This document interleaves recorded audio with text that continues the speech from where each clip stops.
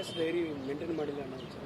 ಹೌದು, ಅದು ಕಾನೂನು ಇರೋದೇ ಆ ಥರ. ಆಮೇಲೆ ಸುಪ್ರೀಂ ಕೋರ್ಟು ದಿನ ಮತ್ತು ನಮ್ಮ ಹೈಕೋರ್ಟು ಸಹ ದಿನ ಕೇಸ್ ಡೈರಿ ಅಂದರೆ ಒಬ್ಬ ಇನ್ವೆಸ್ಟಿಗೇಟಿಂಗ್ ಆಫೀಸರು ವಿಶೇಷವಾಗಿ ಗಂಭೀರವಾದಂಥ ಪ್ರಕರಣಗಳಲ್ಲಿ ಕೇಸ್ ಡೈರಿನ ಅಂದರೆ ಸೆಕ್ಷನ್ 172ನಲ್ಲಿ ಅದನ್ನು ಬರೀಲೇಬೇಕಾದಂಥ, ಅದು ಕಡ್ಡಾಯವಾಗಿ ಬರೀಲೇಬೇಕು. ಅದನ್ನು ಟೇಕನ್ ಫಾರ್ ಗ್ರಾಂಟೆಡ್ ಆಗಿ ಯಾವ ಇನ್ವೆಸ್ಟಿಗೇಟಿಂಗ್ ಆಫೀಸರ್ ಮಾಡ್ಕೊಳ್ಳೋಂಗೆ ಇಲ್ಲೇ ಇಲ್ಲ. ಅದು ಕಾನೂನು ಸುಪ್ರೀಂ ಕೋರ್ಟ್ನವ್ರು ದಿನ ಅದನ್ನು ಹೊಸ ರೀತಿಯಲ್ಲಿ ಅದನ್ನು ಇಂಟರ್ಪ್ರಿಟೇಷನ್ ಮಾಡ್ಕೊತ ಬಂದಿದೆ ಸರ್. ಅದನ್ನು ಈ ಪ್ರಕರಣದಲ್ಲಿ ವಿಶೇಷವಾಗಿ ರೇಣುಕಾಸ್ವಾಮಿ ಅವ್ರ ಪ್ರಕರಣದಲ್ಲಿ ಅವ್ರು ಫಾಲೋ ಮಾಡಿಲ್ಲ ಅನ್ನೋದು ನಮ್ಮದು ಬಲವಾದ ವಾದ ಆಗಿದೆ ಸರ್. ನೆಕ್ಸ್ಟ್ ಏನಾಯ್ತು? ಆಮೇಲೆ ಅವರು ಈ ಪ್ರಕರಣದಲ್ಲಿ ಪ್ರತ್ಯಕ್ಷ ಸಾಕ್ಷಿಗಳು ಇಲ್ಲ, ಆ ಪ್ರತ್ಯಕ್ಷ ಸಾಕ್ಷಿದಾರಗಳನ್ನ ಹುಟ್ಟಾಕಲಾಗಿದೆ ಅನ್ನೋದು ನಮ್ಮ ಬಲವಾದ ವಾದ ಆಗಿತ್ತು. ಅದನ್ನು ನಾವು ಇವತ್ತು ನಮ್ಮ ಮಾನ್ಯ ಸರ್ವೋಚ್ಚ ನ್ಯಾಯಾಲಯದ ಆದೇಶಗಳು ಮತ್ತು ಕಾನೂನು CRPC ಸೆಕ್ಷನ್ 172 ಏನು ಹೇಳುತ್ತೆ, 162, 167 ಏನು ಹೇಳುತ್ತೆ, ಆಮೇಲೆ Karnataka criminal rules of practice ಅದರಲ್ಲೂ ಸಹ ಇದು ಇನ್ವೆಸ್ಟಿಗೇಟಿಂಗ್ ಆಫೀಸರ್ ಅವರ ಆದ್ಯ ಕರ್ತವ್ಯ. ಅವರು ಅದನ್ನು ಕಾನೂನು ಏನು ಹೇಳುತ್ತೆ ಅದನ್ನು ಪಾಲನೆ ಮಾಡಲೇಬೇಕಾಗುತ್ತೆ. ಅದನ್ನು ಅವರಿಂದ ಎಕ್ಸ್ಕ್ಯೂಸ್ ಅವರು ಯಾವುದೇ ಕಾರಣಕ್ಕೆ ತಗೊಳ್ಳೋಂಗ್ ಇಲ್ಲ ಅನ್ನೋದನ್ನ ನಾವು ಇವತ್ತು ಕೋರ್ಟ್ಗೆ ಗಮನಕ್ಕೆ ತಂದಿದ್ದೀವಿ ಸರ್. ಸೀನಿಯರ್ ತಂದಿದ್ದಾರೆ.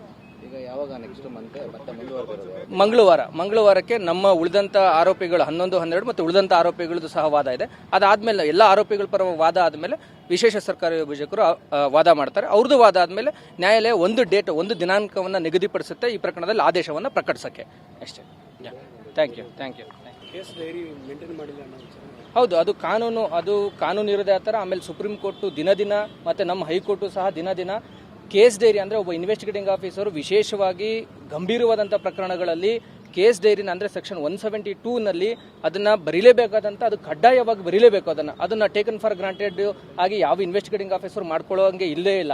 ಅದು ಕಾನೂನು ಸುಪ್ರೀಂ ಕೋರ್ಟ್ನವ್ರು ದಿನ ಅದನ್ನು ಹೊಸ ರೀತಿಯಲ್ಲಿ ಅದನ್ನು ಇಂಟರ್ಪ್ರಿಟೇಷನ್ ಮಾಡ್ಕೊತ ಬಂದಿದೆ ಸರ್. ಅದನ್ನು ಈ ಪ್ರಕರಣದಲ್ಲಿ ವಿಶೇಷವಾಗಿ ರೇಣುಕಾಸ್ವಾಮಿ ಅವ್ರ ಪ್ರಕರಣದಲ್ಲಿ ಅವ್ರು ಫಾಲೋ ಮಾಡಿಲ್ಲ ಅನ್ನೋದು ನಮ್ಮದು ಬಲವಾದ ವಾದ ಆಗಿದೆ ಸರ್.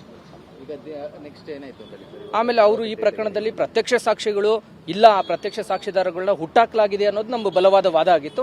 ಅದನ್ನು ನಾವು ಇವತ್ತು ನಮ್ಮ ಮಾನ್ಯ ಸರ್ವೋಚ್ಚ ನ್ಯಾಯಾಲಯದ ಆದೇಶಗಳು ಮತ್ತು ಕಾನೂನು CRPC ಸೆಕ್ಷನ್ 172 ಏನು ಹೇಳುತ್ತೆ, 162, 167 ಏನು ಹೇಳುತ್ತೆ, ಆಮೇಲೆ Karnataka criminal rules of practice ಅದರಲ್ಲೂ ಸಹ ಇದು ಇನ್ವೆಸ್ಟಿಗೇಟಿಂಗ್ ಆಫೀಸರ್ ಅವರ ಆದ್ಯ ಕರ್ತವ್ಯ. ಅವರು ಅದನ್ನು ಕಾನೂನು ಏನು ಹೇಳುತ್ತೆ ಅದನ್ನು ಪಾಲನೆ ಮಾಡಲೇಬೇಕಾಗುತ್ತೆ. ಅದನ್ನು ಅವರಿಂದ ಎಕ್ಸ್ಕ್ಯೂಸ್ ಅವರು ಯಾವುದೇ ಕಾರಣಕ್ಕೆ ತಗೊಳ್ಳೋಂಗ್ ಇಲ್ಲ ಅನ್ನೋದನ್ನ ನಾವು ಇವತ್ತು ಕೋರ್ಟ್ಗೆ ಗಮನಕ್ಕೆ ತಂದಿದ್ದೀವಿ ಸರ್. ಸೀನಿಯರ್ ತಂದಿದ್ದಾರೆ. ಈಗ ಯಾವಾಗ ನೆಕ್ಸ್ಟ್ ಮತ್ತೆ ಮಂಗಳವಾರಕ್ಕೆ ನಮ್ಮ ಉಳಿದಂಥ ಆರೋಪಿಗಳು 11, 12 ಮತ್ತು ಉಳಿದಂಥ ಆರೋಪಿಗಳದ್ದು ಸಹ ವಾದ ಇದೆ. ಅದಾದ್ಮೇಲೆ ಎಲ್ಲ ಆರೋಪಿಗಳ ಪರ ವಾದ ಆದಮೇಲೆ ವಿಶೇಷ ಸರ್ಕಾರಿ ವಿಭಾಜಕರು ವಾದ ಮಾಡ್ತಾರೆ. ಅವ್ರದ್ದು ವಾದ ಆದಮೇಲೆ ನ್ಯಾಯಾಲಯ ಒಂದು ದಿನಾಂಕವನ್ನು ನಿಗದಿಪಡಿಸುತ್ತೆ ಈ ಪ್ರಕರಣದಲ್ಲಿ ಆದೇಶವನ್ನು ಪ್ರಕಟಿಸೋಕ್ಕೆ. ಅಷ್ಟೇ. Thank you. Case diary maintain ಮಾಡಿಲ್ಲ ಅನ್ನೋ ವಿಚಾರ.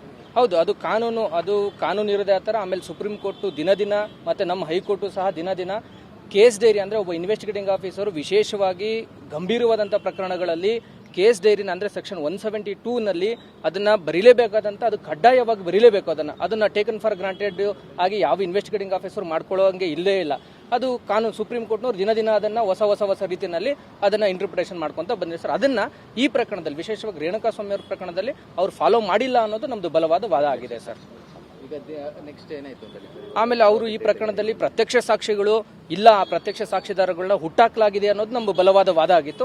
ಅದನ್ನು ನಾವು ಇವತ್ತು ನಮ್ಮ ಮಾನ್ಯ ಸರ್ವೋಚ್ಚ ನ್ಯಾಯಾಲಯದ ಆದೇಶಗಳು ಮತ್ತು ಕಾನೂನು CRPC ಸೆಕ್ಷನ್ 172 ಏನು ಹೇಳುತ್ತೆ, 162, 167 ಏನು ಹೇಳುತ್ತೆ, ಆಮೇಲೆ Karnataka criminal rules of practice ಅದರಲ್ಲೂ ಸಹ ಇದು ಇನ್ವೆಸ್ಟಿಗೇಟಿಂಗ್ ಆಫೀಸರ್ ಅವರ ಆದ್ಯ ಕರ್ತವ್ಯ. ಅವರು ಅದನ್ನು ಕಾನೂನು ಏನು ಹೇಳುತ್ತೆ ಅದನ್ನು ಪಾಲನೆ ಮಾಡಲೇಬೇಕಾಗುತ್ತೆ. ಅದನ್ನು ಅವರಿಂದ ಎಕ್ಸ್ಕ್ಯೂಸ್ ಅವರು ಯಾವುದೇ ಕಾರಣಕ್ಕೆ ತಗೊಳ್ಳೋಂಗ್ ಇಲ್ಲ ಅನ್ನೋದನ್ನ ನಾವು ಇವತ್ತು ಕೋರ್ಟ್ಗೆ ಗಮನಕ್ಕೆ ತಂದಿದ್ದೀವಿ ಸರ್. ಸೀನಿಯರ್ ತಂದಿದ್ದಾರೆ.